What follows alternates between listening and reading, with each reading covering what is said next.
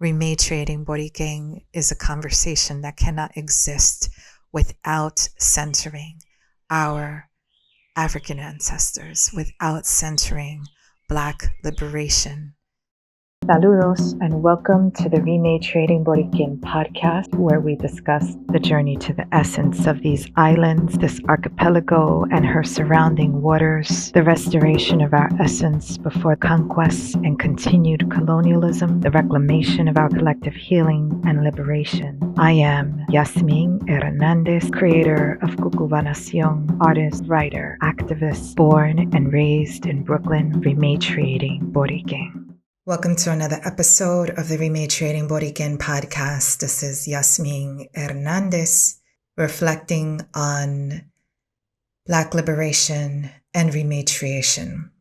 So we missed the new moon, and now we're moving into, or we've passed the full moon, and this episode is coming in a little late, coming in a day or two after, depending on where you are, after the lunar eclipse.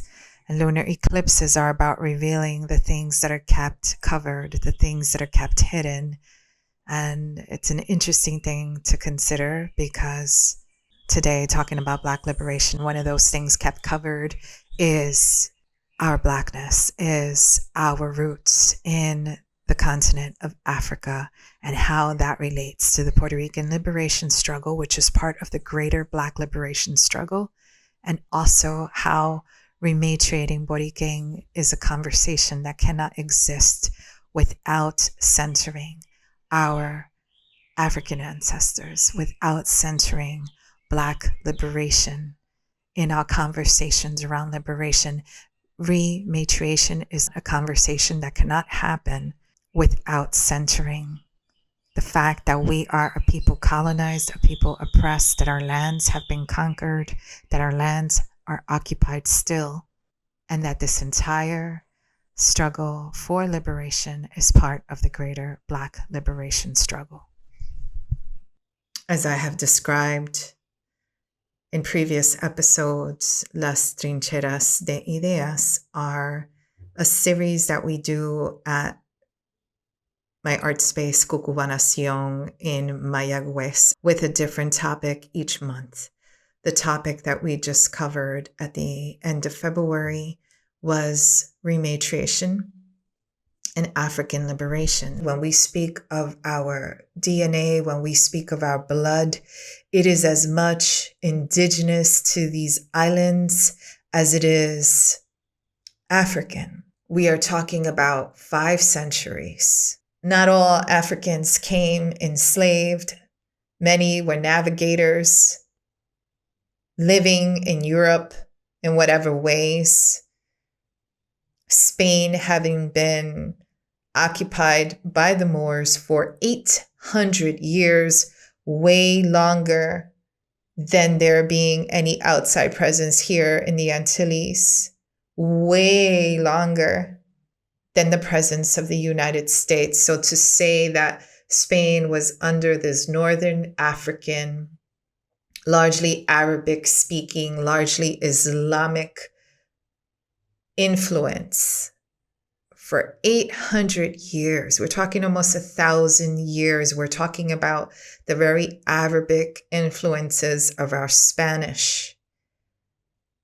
And this is separate and distinct from then what becomes later a more sub-Saharan African presence on this archipelago. So speaking of Rematriating Boriken, I'm speaking specifically to our reality here on these islands that comprise what people call by its colonial name of Puerto Rico today.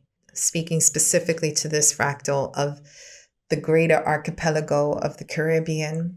I am speaking to these islands that today continue as a colony of the Empire of the United States. I am speaking to the connections and links to other aspects of the African diaspora, and in particular, those of the African American community who has followed a similar struggle, being under occupation and being oppressed by the same empire that oppresses us. And of course, when we discuss rematriation, the conversation that is largely held, heralded, lifted, embodied by the indigenous communities of Turtle Island, we continue to speak of colonized peoples colonized by the United States Empire. And that, of course, could expand to a fourth occupied entity on those soils, and that is the people of Aztlán, of the parts of Mexico that were taken over by the United States in 1848 under the Treaty of Guadalupe Hidalgo. So we are giving space, we are giving room for our struggle, for our reality, for our existence, and the fluidity and the intersections and the solidarity that we experience with these cousins, these primos of ours. We are letting go of the separation, of the hierarchy that comes from racism, that comes from prejudice, where a lot of people go around calling themselves porque yo soy boricua y los moreno y los moreno y los moreno, as if there's so much of a distinction, when there really isn't. When the commonalities are so much more than any of the differences. And so to speak of Black liberation is to recognize that Puerto Rico as a body colonized, as a body that was a stop along this atrocious transatlantic slave trade, is another point in various ways, another occupied place of this empire. And so the greater liberation that is fought for when is spoken of, Black liberation, not just in Africa, but across the globe, from all the places that people were forcibly taken to, or that people have willingly migrated away from to find other opportunities. People have migrated since the beginning of time. Es como decir que las únicas personas que pueden migrar son los europeos, son los blancos. The number one immigrants, because they've been everywhere. Wherever there is land, they want their hands all up in that. And they have done that all across the globe. But everyone gets to be immigrants except them. Even today, they're not immigrants, they're expats. Están metidos por todas partes, whether it's digital nomads or modern day colonial settlers, but they're the only ones who don't get the distinction of being immigrants. You have to be non-white to be an immigrant, apparently, as the current administration and that government is trying to uphold, the myth they try to uphold, like they themselves are not immigrants or sons of immigrants, but still deporting everyone else. Ellos se quedan. They have like this immunity that no one else has. So today, to speak from the reality, to speak from the premise, to speak from the foundation of who we are as a peoples, of our DNA, of our bloodlines, and honoring all of it, and letting go of the colonial conditioning that would have us subscribe to the lie that if we could whiten our mindset and whiten our ways, and whiten ourselves in whatever form by the education we pursue and the jobs we take and the positions we vie for and the cars we drive and the houses we live in, that if we could make ourselves appear a little more white to them, that we would be more acceptable to them, because it is all a myth. So rematriation also means to stop denying beautiful, essential parts of us, stop with the self-loathe that is imposed by colonialism, and instead accept and embrace so many parts of who we are.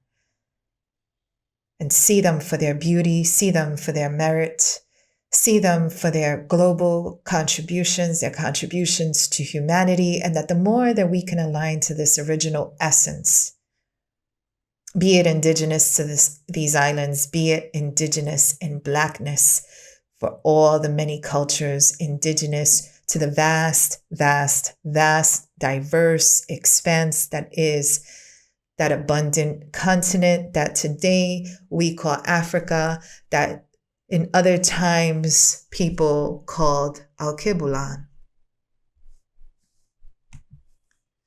That this is all part of reconnecting to our essence. And for me to reconnect to this essence,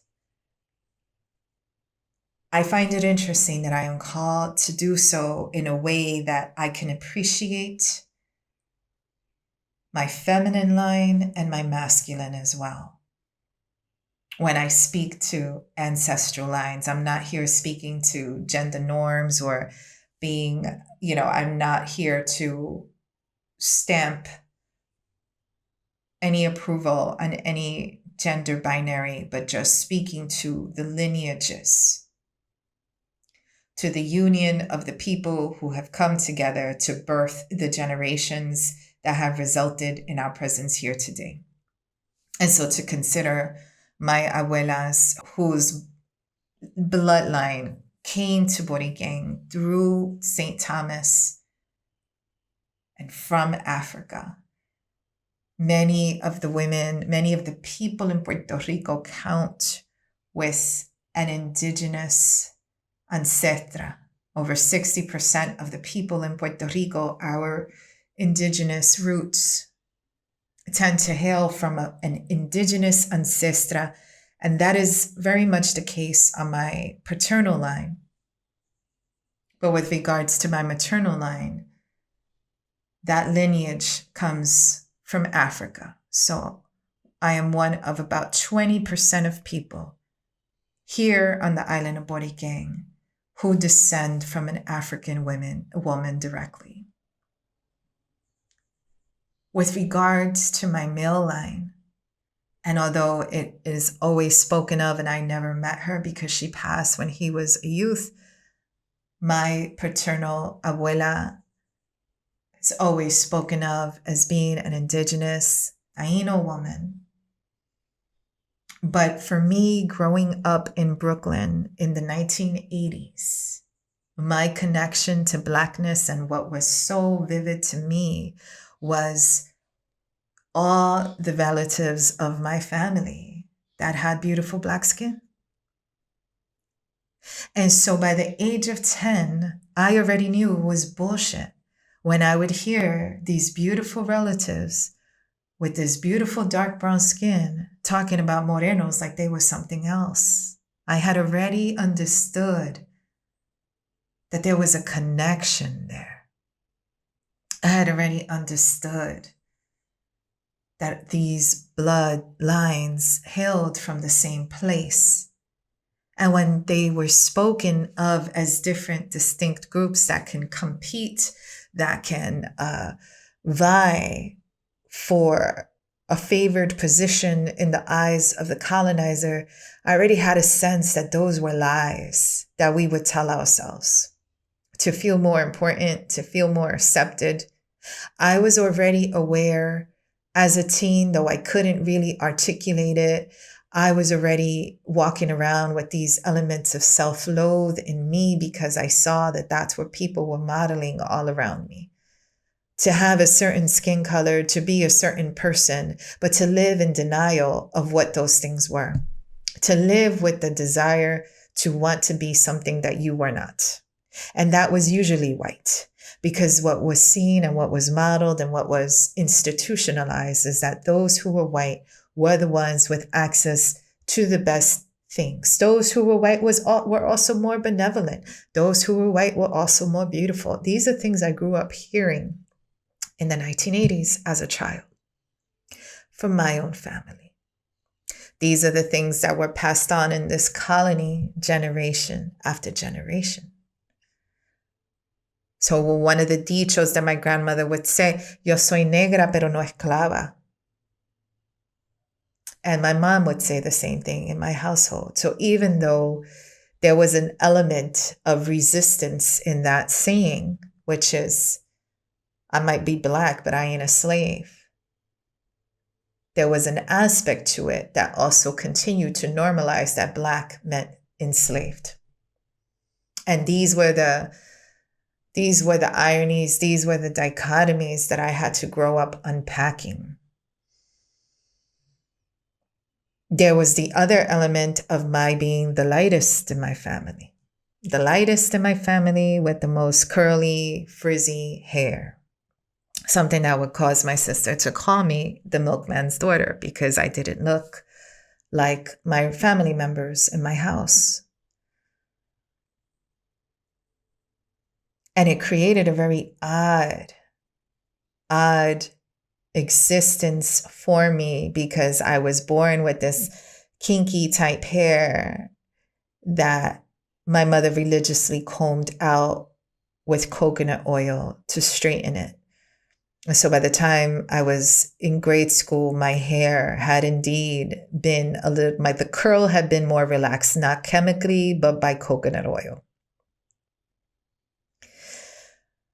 By the time I am an adolescent and I am a teenager, I'm recognizing, to come back to the male lines,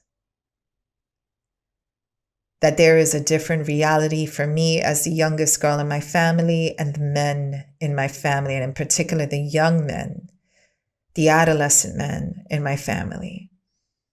And that is the realities for young Black male bodies in 1980s Brooklyn. That I, as a girl, would be protected. I, as the youngest girl in particular, would be kept inside and protected, but the men were expected to be out in the street. And how you held yourself down on the street was a determination of your masculinity. That if you did not have the capacity to survive on the streets, you were not really the best man that you could be. And what I saw was a lot of my cousins falling to violence and a lot of my cousins ending up in prison. And that throughout these times, when in 1986, and I'm 11 years old, living in East New York, Brooklyn, we had just gotten to that part of Brooklyn 2 years before when we were, by gentrification, kicked out of Park Slope, forced to move, end up in East New York, Brooklyn in 1984 in the Cypress Hills section, East New York, Brooklyn, across its city line. We literally call that area City Line, Liberty Avenue. And on the other side of City Line from East New York, you have Ozone Park. And just south of Ozone Park, you have Howard Beach. And in 1986, a group of young Black men were chased down the Belt Parkway, beaten by white young men, leading to the murder of Michael Griffith. So I am 11 when I start to perceive racial violence. In 1989, as I'm preparing to enter high school, a group of boys, some of them my exact age, were rounded up after a night in Central Park or hanging out with their friends and arrested. It came to be called the Central Park Five, which thankfully today are known as the Exonerated Five because they served over a decade in prison before it was finally proven that they had always been innocent. Because they were arrested without significant evidence. They were arrested because the justice system needed to lock somebody up, and they chose to prey on these young Black and brown boys. That was in April of 1989, when I'm finishing IS 302 in East New York, preparing to enter high school at LaGuardia. It is in LaGuardia High School that I start painting, and I start using my paintings to document so many of these injustices along our histories as brown and Black peoples, as peoples colonized, and the empires that exist and survive by subjugating my peoples, Black peoples, brown peoples, indigenous peoples across the planet. Seeing this reality for the men in my family, seeing so many young cousins of mine losing their lives, burying so many young people, to the point that my brother even questioned his ability to stay alive beyond a certain age. So that when we lost my brother, in his case, to illness at just 43 years old, it was almost like something that was expected. So that my father, at his age, always speaks to every day he wakes up as a Black Boricua man, giving thanks for his continued life because he's seen so many of his siblings go. And what I understand is that one of the unfortunate realities of being Black and brown today is the ability to question our right to life. The ability to question whether we can stay on this planet long enough to fulfill the mission that we were put here to fulfill.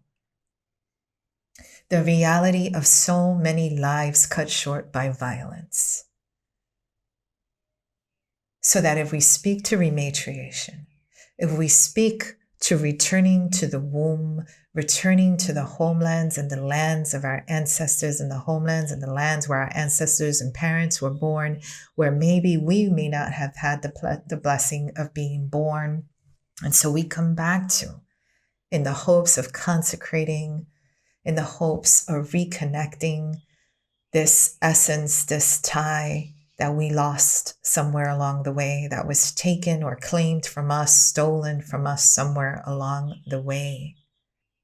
If rematriation is about the womb, about homeland, about source, about origin, about life, rematriation is also discussing the realities of our lifespans, of how conquest and imperialism and colonialism significantly shorten our lifespans.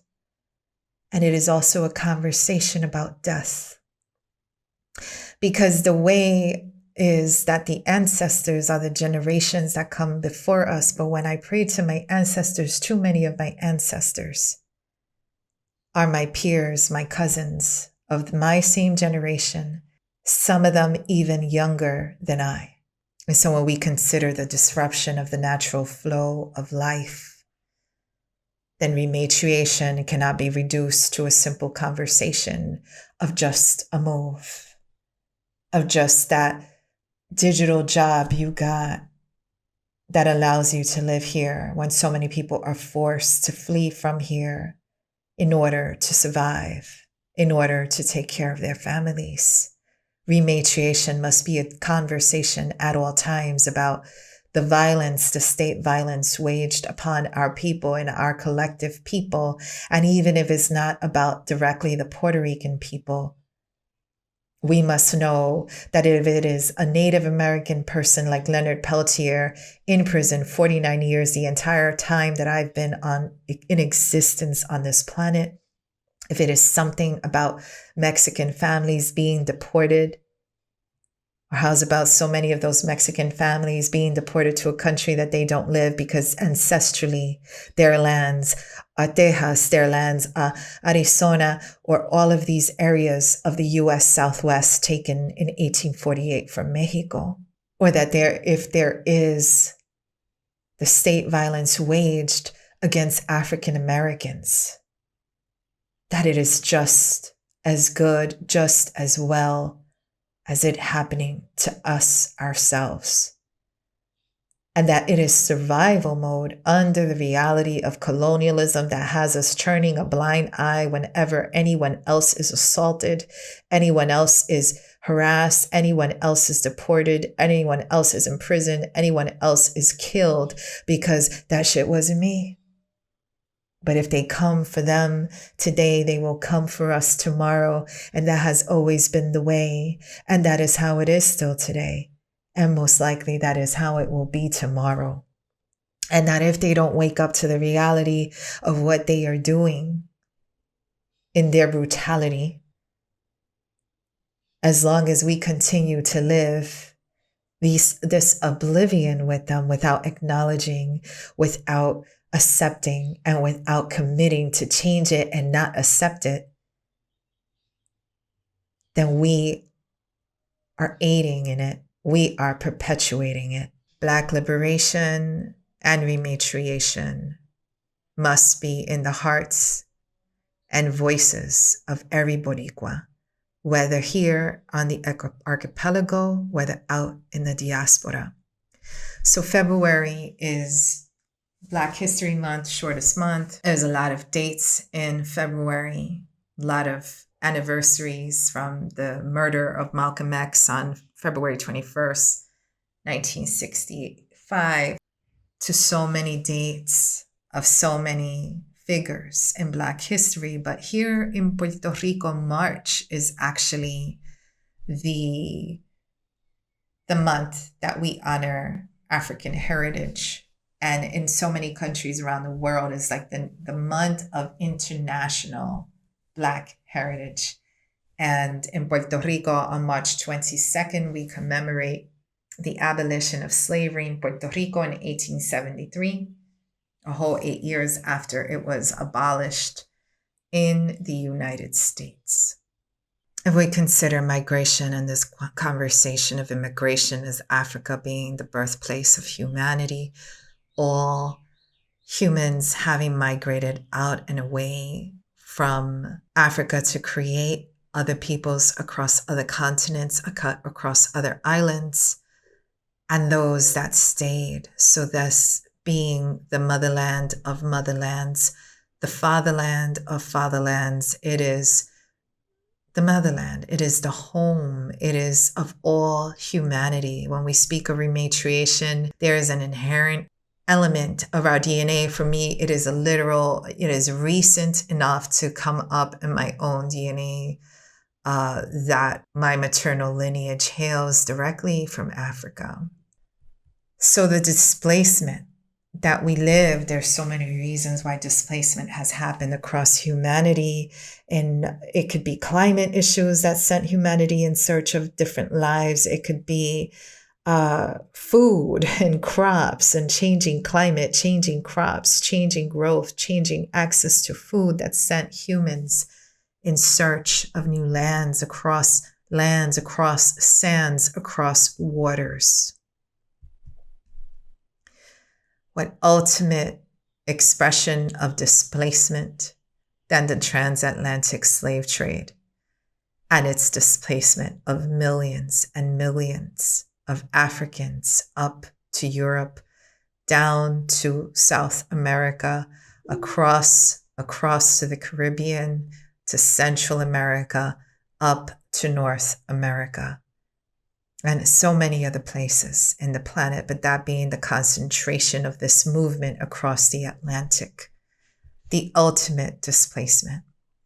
And because of that displacement is why rematriation exists. If we were not displaced, if we had not been uprooted, if we had not been moved across lands, across waters, there wouldn't be this desire for us to reclaim our rightful home, reclaim our source, reclaim our origins. This is why Black liberation and rematriation go hand in hand. When we think of Black liberation, so many think of the figure of Haile Selassie as the emperor of Ethiopia, Ethiopia being that country that, though the Italians tried to occupy it and did briefly, very briefly for just a few years, it was never colonized by a European power. There was never an actual real colonization of Ethiopia. And so it is that land that has lived, maybe with some outside influence, as has been the state of the planet with all this human movement, but essentially one of the purest expressions of itself as the republic that it always has been. And so it is Haile Selassie who delivers these petitions, right, to these, in 1963, gives this speech that becomes those lyrics that Bob Marley sings in his song War. I will say the lyrics of Bob Marley just to make it briefer for the sake of this podcast, because I can't read the entire Haile Selassie speech, but you can find that speech that he gave before the United Nations in 1963 online. And so the part that is cited and spoken or sang by Bob Marley is that until the philosophy which holds one race superior and another inferior is finally and permanently discredited and abandoned, that until there are no longer first-class and second-class citizens of any nation, that until the color of a man's skin is of no more significance than the color of his eyes, that until the basic human rights are equally guaranteed to all without regard to race, that until that day, the dream of lasting peace and world citizenship and the rule of international morality will remain but a fleeting illusion to be pursued but never attained. Kwame Nkrumah served as Prime Minister of the Liberated Republic of Ghana from 1957 to 1966, was the person who led the independence movement for Ghana. And after that happened, all these other republics followed suit, with Guinea in 1958, liberated from France, with Cameroon, 1960, France, Senegal, 1950, France, Togo, 1960 from France, Democratic Republic of the Congo, 1960 from Belgium, Somalia, 1960 from the UK and Italy, Benin, 1960 from France. In 1960 alone, there were 17 more free republics in Africa. So when I mention Haile Selassie becomes one of the great inspirations of what the Back to Africa movement is and was in the 20th century. Back in 1820, Black Americans had already begun to travel back to Africa with this Back to Africa movement. A weird name, the American Colonization Society, had arranged to bring or to take or to send African Americans to Africa. It then goes on to create Liberia, which is essentially a U.S. colony that then becomes a republic that is then settled by Black Americans. After the Civil War, after the abolition of slavery in the United States, the Back to Africa movement sort of slows down. But then fast forwarding to Marcus Garvey, who was born in August of 1887 in Jamaica, lived till 1948. Marcus Garvey is the founder of the Universal Negro Improvement Association, the UNIA. It's known for creating its Back to Africa movement and the Black Star Line initiative, which would be a shipping company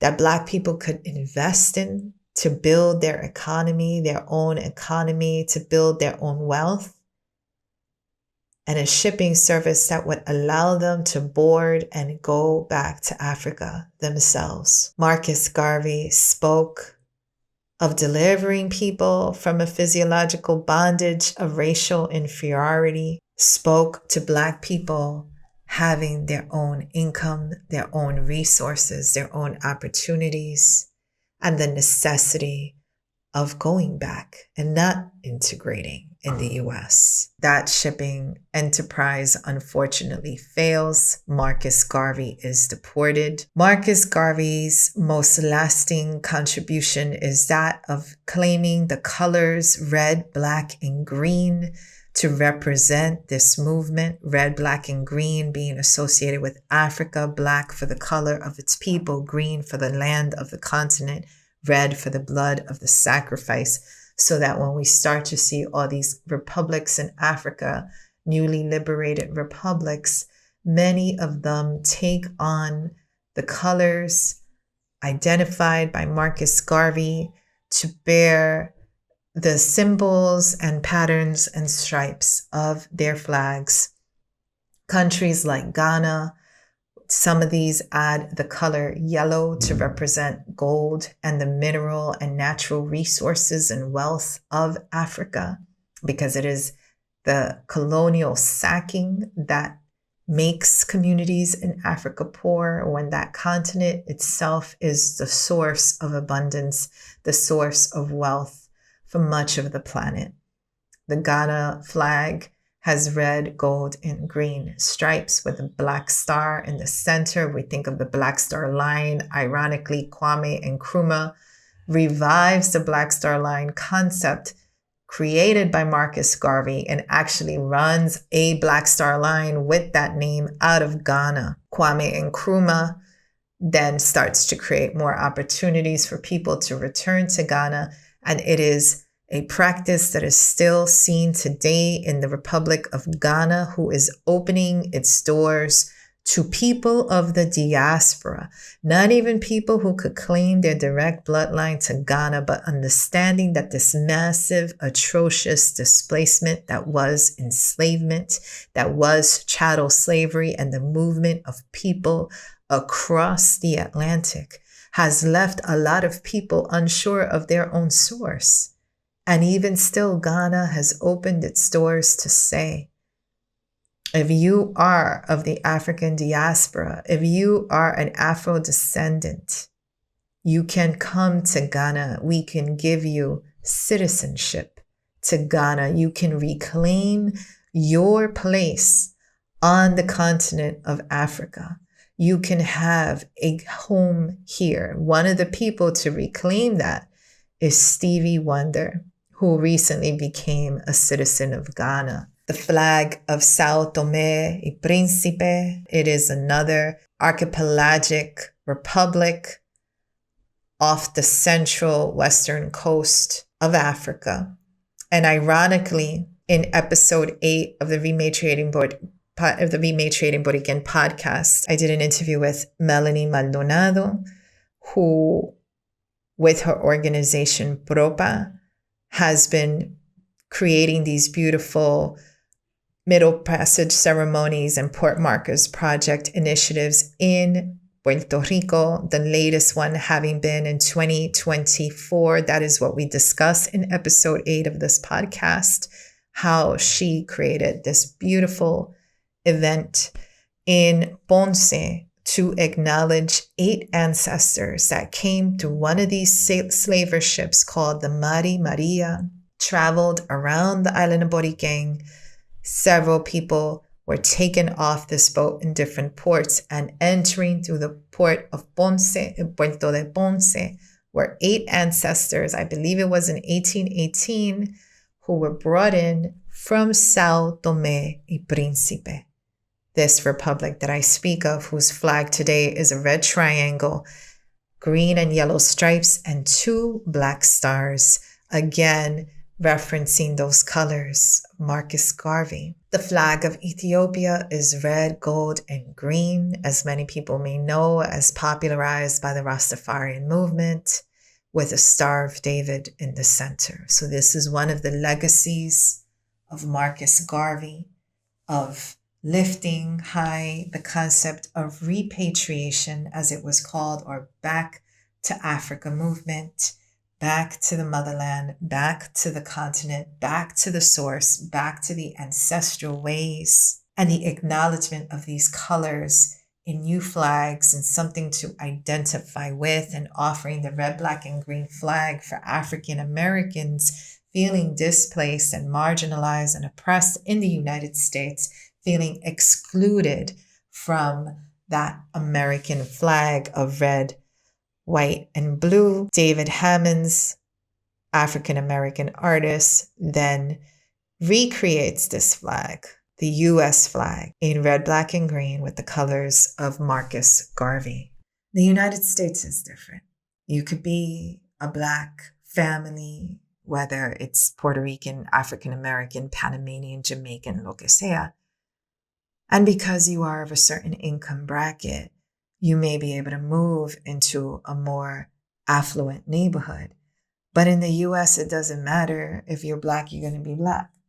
And so you might be able to buy yourself certain experiences and privileges by virtue of your funds, but it doesn't necessarily mean that you're going to be accepted as one of the ruling class. And this is an experience that Pedro Albizu Campos encountered, that although he was a Black Boricua, although he came from a very poor family, he gets accepted to Harvard, but has to travel, because this is pre-plane, has to travel by ship to New Orleans, board a train across the U.S. South and up towards Cambridge to make it to Harvard. And what ends up happening there is that he experiences segregation and racism. And as he experienced this as well with the so-called colored units of the U.S. Army, of which he was a part. So we have those experiences. Like, what is known is that the United States was not able to as easily implement segregation in Puerto Rico, because in Puerto Rico, our colors run the gamut. So within one nuclear family, you may have all colors of skin represented. And it was much more difficult to make that distinction between who was white and who was Black and who was everything in between, as is the reality here in Puerto Rico. The reason why I raise all these things is because it's very interesting to me, the narratives surrounding statehood. These narratives run the gamut. And where the narratives stand today is that statehooders, pro-statehood folk wanting Puerto Rico to become a state of the United States, wanting the stability that they believe would be offered to Puerto Rico financially or whatever, just the association of this country that had this acclaim. And I'm going to say that in past tense, not just because of my opinion, but I think that everyone agrees that since this administration took over, any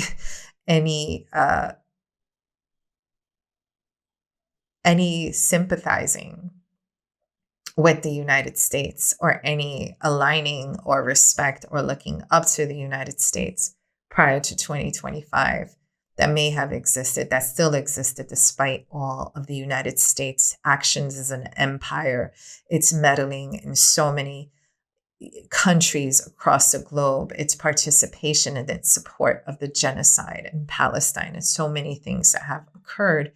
I think that 2025 has sealed the deal of making the United States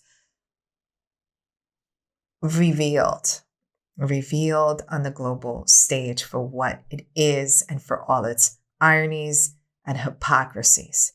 And so we still have statehooders, and we still have Trump supporters in Puerto Rico. And in fact, the current governor, Jennifer Gonzalez of Puerto Rico, who was sworn in at the same time, more or less, as Trump was in the United States, is a known Trump supporter, is a woman who dyes her hair blonde, and a woman with lighter skin, and a woman who is part of the PNP party wanting statehood for Puerto Rico. This is despite everything that is known that Trump has said to insult Puerto Ricans in the past, in the aftermath of Hurricane Maria, of all the insensitive, vulgar stuff, comments that he directed at Puerto Rico. Con todo eso, esta gente todavía están queriendo que Puerto Rico forme parte de ese país, de ese imperio, de nuestro opresor y nuestro colonizador. I think about this because I wonder, what is the United States that the stateholders are trying to merge with? What is this U.S. that they herald so much, that they praise so much, and that they want to be a part of. If Trump could have such atrocious politics and these people could still support him, as he has supporters over there and supporters over here in Puerto Rico, what are they trying to become a part of? And the only explanation that I can think of, aside from the conditioning around colonialism and the ensuring that a colony becomes less and less self-sufficient and more dependent on the colonizer, because that's how you perpetuate colonialism, so that 80% of what we consume is imported. You give the people the sense that they cannot exist without the United States. It's like that awful bumper sticker with a photo of the US flag que dice, ¿Dónde estuviéramos sin ella?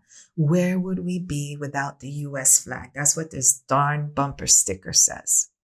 The only explanation that I can come up with is that it is a fantasy of a US, one not rooted in reality, one that it is a selective fantasy that exists in these folks' heads, where there is a complete overlooking of the history of economic unraveling, right? Like taking whatever economy Puerto Rico had and literally breaking it apart, of the military exploitation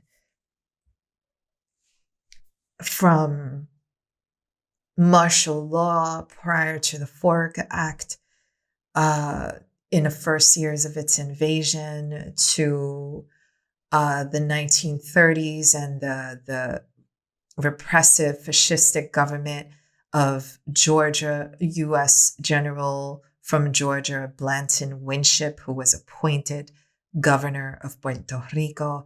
It is a complete overlooking of an imposed U.S. citizenship and how we got this citizenship.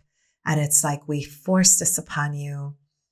Thank you for forcing this upon us. Now we want it. And now we want you to re-grant it. And the other part in this fantasy is, what does this U.S. de su fantasía y su falacia, what is it? What does it entail? What is it comprised of? And what I know is that in the psyche of these people, it does not include my communities from East New York, Brooklyn. It doesn't include the communities of my tios and my cousins in Bedford-Stuyvesant, Brooklyn. It doesn't include all the African Americans that I grew up with.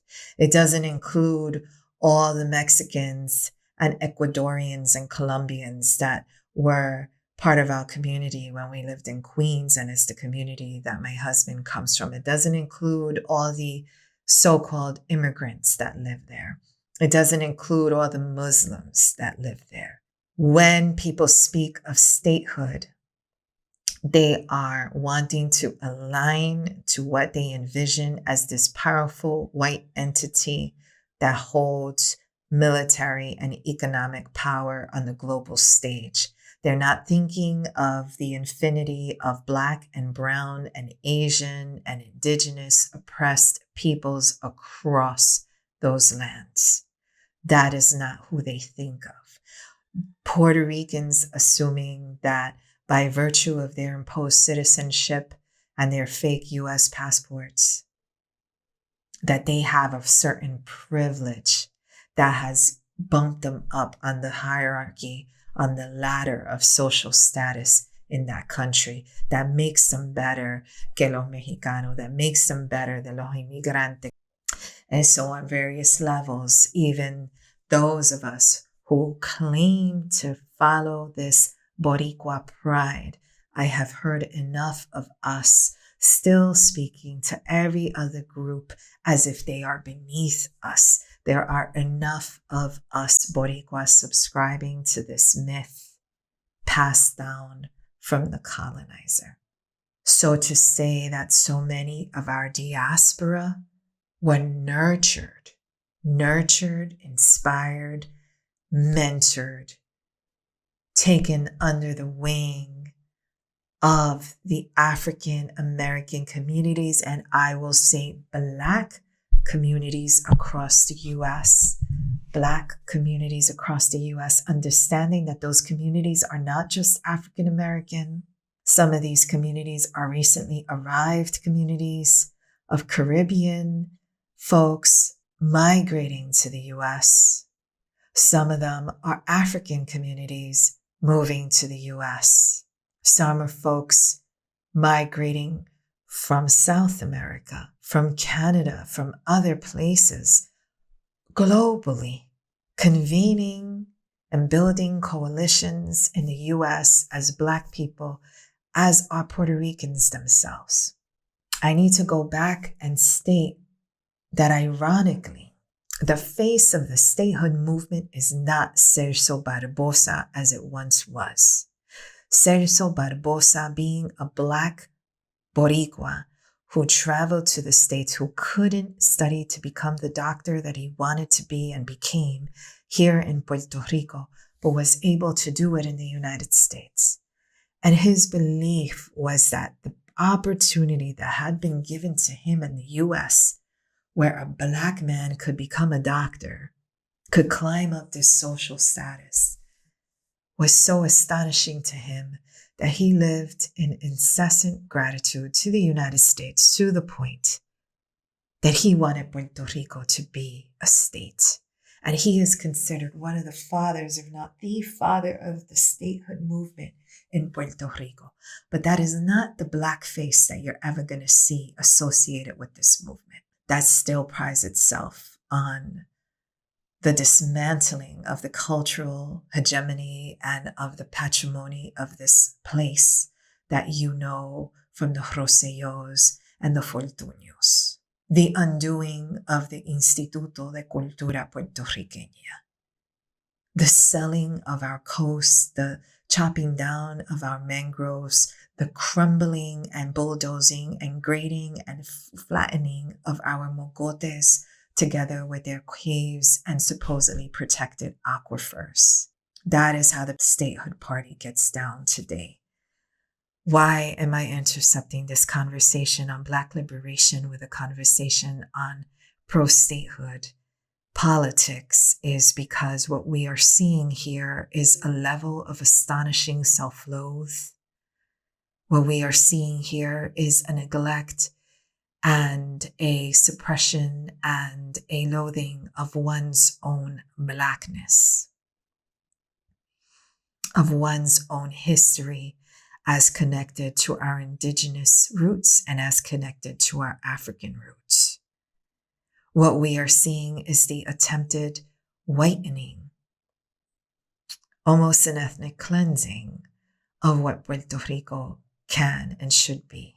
No matter how extreme Trump's politics escalate to be, there is a constant lambeojo tactic employed, which is to make nice with Trump, because the desire for statehood is so deep that it doesn't matter if you are begging this from the person who has humiliated you, insulted you, and downright ignored you in front of the media, in front of the cameras. So when we talk about Black liberation and rematriation, it is essential that for those who embrace rematriation as a journey for themselves, a journey that begins wherever they are before they may even journey back here, if folks are finding themselves outside of the archipelago, it is essential that a rematriation journey acknowledge the sanctity, the sacredness of all people. That when we look at other people living alongside us, that we recognize those people as being part of our own history, part of our own experience, part of what has been our journey to healing, our journey to liberation. What I find fascinating is how everyone wants wellness, everyone wants freedom, Everyone wants happiness, but no one wants to talk about the term liberation. Liberation as a term has been discarded.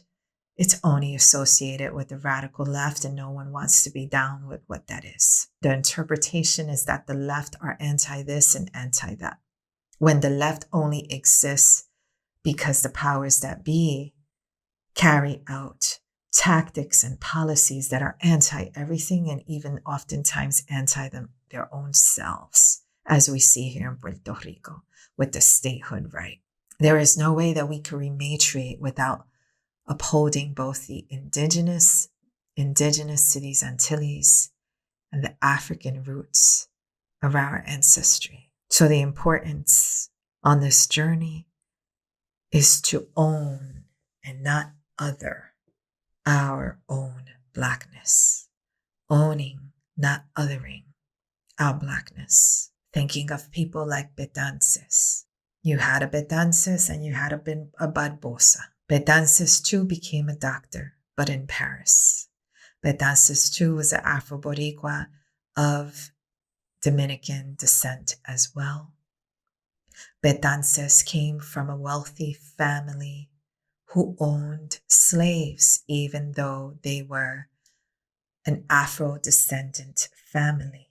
Again, these were not questions of just race, they were questions of money. So even if you had some melanin in you and African heritage in you, if you had money, the expectation in those times was that you would own all these assets, and in a very creepy ass way, assets at those times included enslaved humans. Betances was never good with this, and that is where his abolitionist roots begin. They begin not in observing the enslavement around him, but that of his own family's property. Betances goes on to become one of the leading abolitionists in Puerto Rico, as well as leading author of the Grito de Lares Revolution in 1868, acknowledging liberation for all, which meant abolition of all enslaved people, abolition of slavery and the freedom of all enslaved people, and political freedom for all. These two things went hand in hand. It wasn't this watered down freedom. Someone who looked up to Betances, Ramon Emeterio Betances, was Arthur Schomburg, born in Puerto Rico, parents from Puerto Rico and St. Croix, Afro-Boricua, who challenges or takes up the challenge when his teacher tells him that Black people have no history, a challenge that goes on to become his life's work and struggle, his life's legacy that still lives in Harlem today as the Schomburg Center for Research in Black Culture. It is a Puerto Rican and Crucian man that takes on the global task of building an archive and a research center in the heart of Harlem, Harlem of the Black Harlem Renaissance, Harlem of Black excellence and culture. A man from right here from Puerto Rico que casi nunca se menciona en los libros de nuestros niños. Schomburg, I think of a gorgeous photo of Schomburg standing side by side with Marcus Garvey, Jamaican leader of the Back to Africa movement. And so in this photo of Schomburg standing side by side with Marcus Garvey at the funeral of John Bruce Edward, who was Schomburg's dear friend and mentor, John Bruce Edward, who had taken on this practice of building archives and documenting the histories of his people, of enslaved Africans throughout the world and in the United States, and people living in dignity and integrity for Black people, for themselves in the United States. At this funeral in 1924, I like to look at overlaps and intersections and What's very interesting is that they are standing, Garvey and Schomburg, at this funeral alongside the widow of John Bruce Edward on August 7th, 1924, just 5 days after the birth of James Baldwin. John Bruce Edwards inspires and helps Schomburg in that effort to build and lift his archive that comes from a small archive in the New York Public Library and develops into this huge center for research in Black culture. These two Black liberators, these two carriers of the integrity and the majesty that is global Blackness, so close to our reality, one from Puerto Rico and St. Croix, one from Jamaica, went on to inspire and to benefit Black people globally and to protect the hegemony, the patrimony, the legacy of Black people, Black experiences, Black struggle, Black liberation globally. I think of Jesus Colón, who had also met Schomburg, who left as an Afro-Boricua, left Galle at the age of 16 to move to New York, to Brooklyn via a ship, landing through the Brooklyn Navy Yard, settling in that area of Brooklyn that my family settled in as well. And why I am from Brooklyn. Jesus Colón arrived in 1917 in Brooklyn and went on to continue in the same tradition as Edwards, same tradition as Schomburg, of writing, of documenting our experiences, the necessity of telling our own stories in our own words, in our own authenticity, in our own majesty, reclaiming our full legacy, documenting the history that Schomburg set out to find, to rescue, to collect, to make available and accessible to all of us, to debunk the myth that his ignorant teacher came to him with when that teacher said, Black people have no history. Sometimes our most humiliating experiences, sometimes the biggest injustices we face, put us on the path to our life's purpose, awaken in us our true purpose here. It is not to say that it is to live in reaction or in a reactionary way to cada cosa que nos tiran, cada insulto que nos tiran. But sometimes what we think has been the source of our greatest challenge and adversity is actually the doorway to our purpose, the doorway to our majesty, the doorway to how we come in and serve the collective. Because it ain't just about us. It ain't just about ignoring our own complexions and getting more money and more positions so that we could subscribe to a world of whiteness and privilege while forgetting that the masses live throughout this globe under oppression.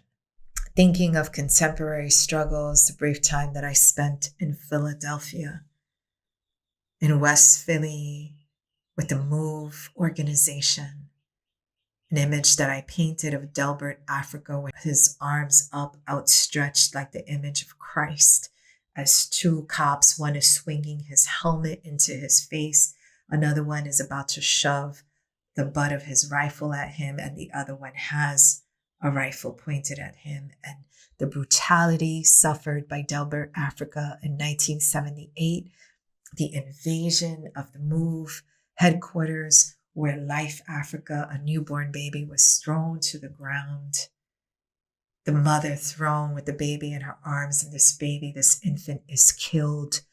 The MOVE organization, where the Philadelphia police, under the chief of police, racist chief of police, Frank Rizzo, in 1985, makes the decision to fly helicopters over their home, dropping bombs on it, and basically flattening an entire square city block of West Philadelphia, burning all these homes to the ground because they just could not stand this organization under the leadership of John Africa that would give up their colonial last names as Malcolm X did, taking on the surname Africa, people who lived as naturalists, who grew their own food, their own organic, healthy food, taking their own matters, their own health, their own well-being into their own hands. This was the threat of the MOVE organization.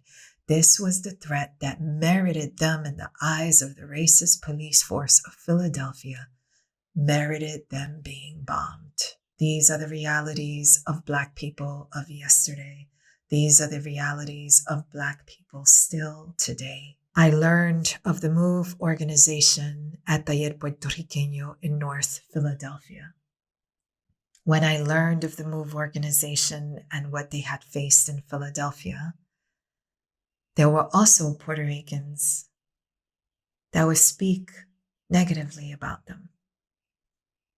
But my favorite memory that I have connected to the MOVE organization are memories of Dilcia Pagan, our former political prisoner, recent ancestor, beloved ancestor, and Pam Africa, former political prisoner of the MOVE organization, and their moments of friendship, of camaraderie, where they would laugh together, where they once went shopping together. I think of these alliances and these coalitions that our people build from struggle, that instead of using it to compete in their struggle and to determine who struggles more and who's more oppressed, they use it to build coalitions. They use it to build solidarities towards collective liberation. I think of the boys arrested that they then called the Central Park Five. I think of these brothers, Yusuf Salam, Kevin Richardson, Corey Wise, Raymond Santana, Antron McCrae, as African-American and Puerto Rican boys, who thankfully today are the exonerated five. Boricua brother, Raymond Santana, like Yusuf Salam, is running for office. Yusuf Salam having taken office, and now Raymond Santana working in the same steps. Corey Wise working incessantly with the Innocence Project to make sure that people who suffered what they suffered receive the support. These brothers are changing laws, ensuring that children can no longer be interrogated by the police without adults, without their parents, without legal representation there with them, as they were subjected to when incriminated, when forced to confess to a crime that they did not commit. So whether it is honoring my African lineage through the women of my family, through the birth workers who were charged with the task of ensuring our existence here today, we must remember this is the crucial contribution of birth workers, birthing and helping women to birth and helping babies to be born and to survive through enslavement, past genocide. It is what has made our existence possible.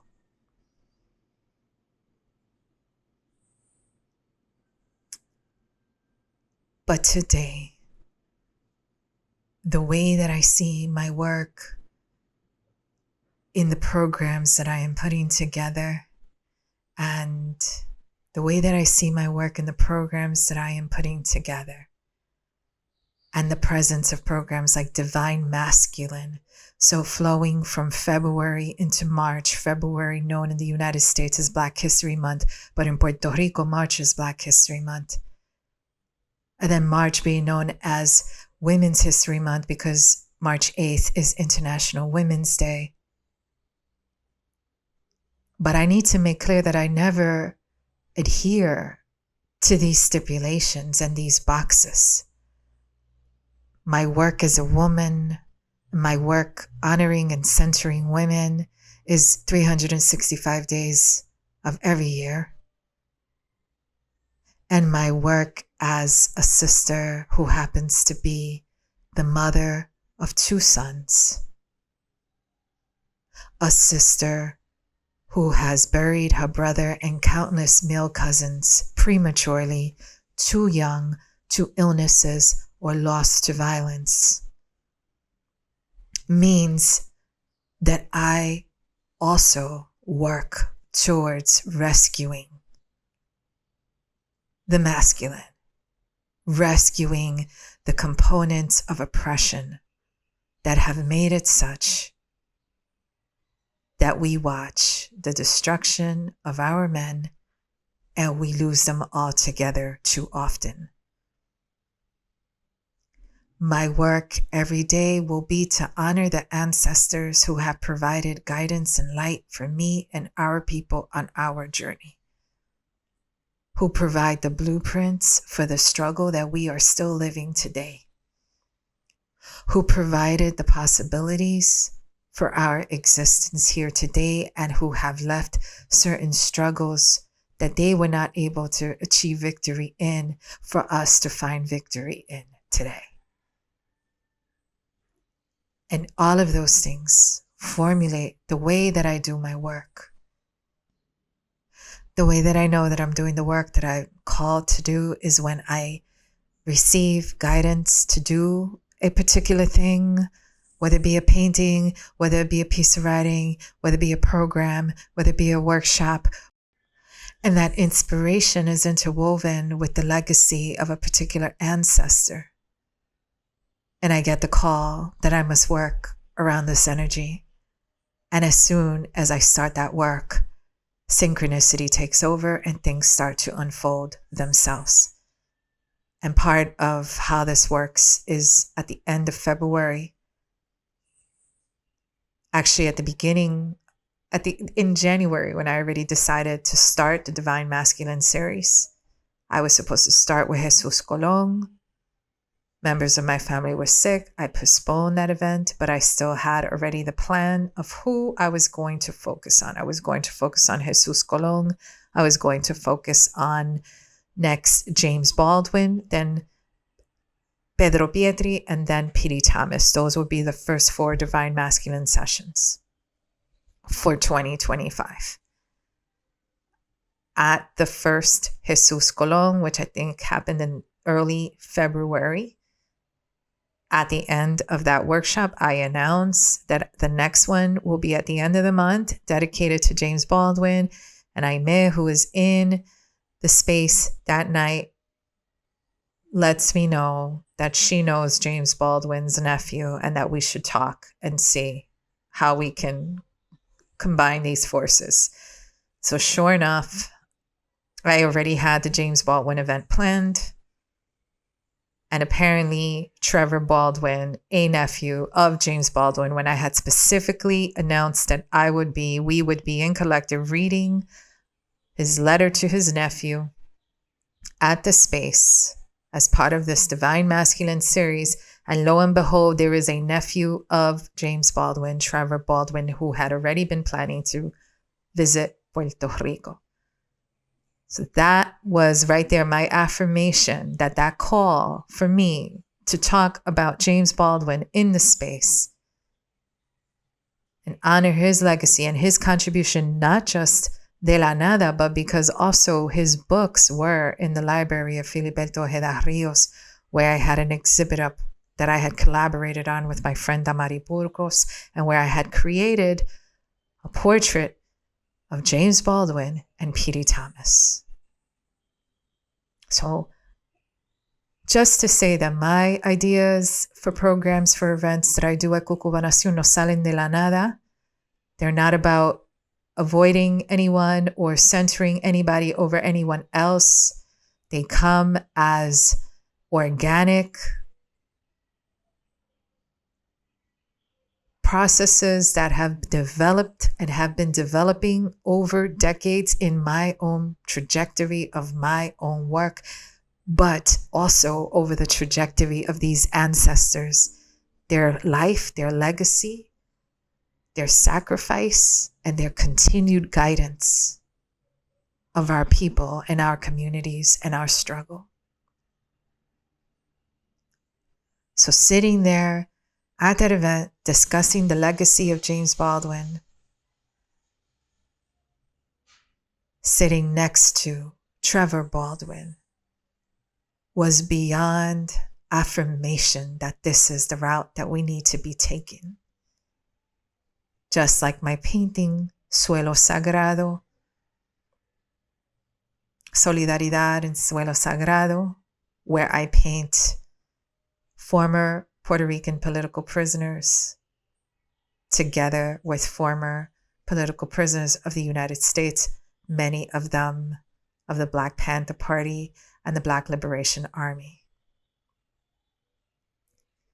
Witnessing those brothers gather in Hormigueros on September 23rd, 2023 was such a profoundly powerful moment, transformational, transcendent moment to watch these brothers profess their love for one another, their commitment to one another after having been imprisoned together. This is a complex conversation to summarize. This has been a complex conversation to have, and perhaps one of my longest episodes of me speaking on my own, not with a guest. The same way I think of folks like the Exonerated Five and what they were forced to endure, what the brothers that night in Howard Beach in 1986 were forced to endure, what Delbert Africa and other members of the MOVE organization were forced to endure. I think of Yusef Hawkins in Bensonhurst, losing his life in Bensonhurst in 1989, just months after the arrest of the Central Park Five. I think more recently to Sandra Bland, to Philando Castile and George Floyd, whose lives were taken in Minnesota. I think of the solidarities, I think of the axes, the intersections between so many struggles. I started this talking about Malcolm X on February 21st, 1965. And the fact is that exactly 2 months later, on April 21st, 1965, is when Pedro Albizu Campos dies, which was almost an assassination. It was actually a long, painful death caused by experiments that he was subjected to as a political prisoner of the United States. I think of the levels of solidarity from the street that some of my own relatives did not survive, to the prison cells that we've been regulated to share. The solidarity from our own political prisoners from Puerto Rico and the diaspora to those of the African American and other allied struggles as political prisoners, sharing prison cells in all those institutions, federal institutions that spread across the U.S. I think of another intersection between Boricua, Sylvia Rivera, and African-American Martha P. Johnson holding it down in the Stonewall riots in 1969 as trans women facing the violence of the state, of the patriarchal, homophobic, and transphobic police. I think of them leading and busting open the doors to what became the Pride movement, only to several years later be excluded from the white gay male co-opted Pride movement. I think of all the ways that our solidarities have taken us from the bottom, from the pits, how we have built from the bottom up, from those chambers beneath the slave ships up, from the ground up, from the streets up, from the prison cells up, only to have other people co-opt and benefit from the liberation that we have fought to create while simultaneously excluding us from benefiting. I will end this reflection the same way that I ended the conversation at CucubaNación when we held the Trinchera de Ideas on Black liberation and rematriation.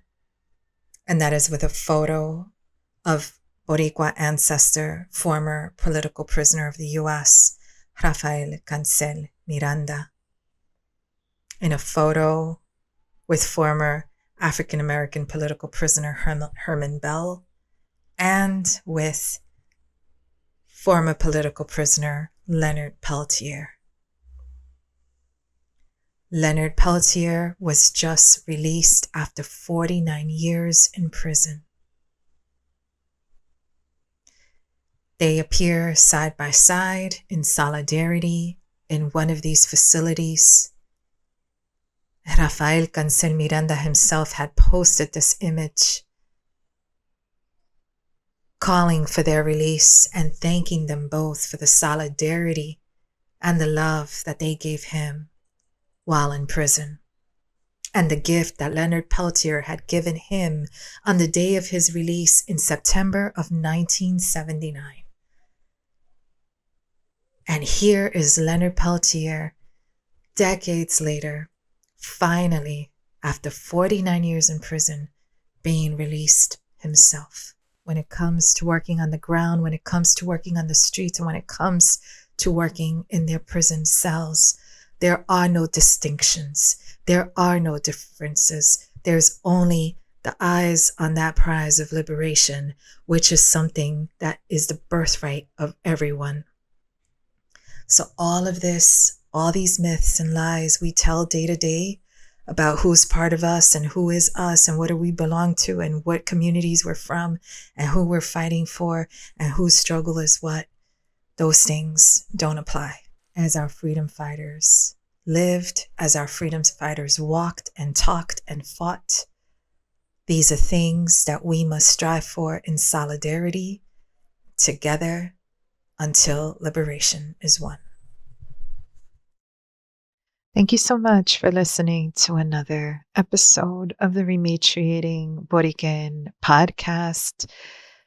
More information can be found on rematriatingboriken.com.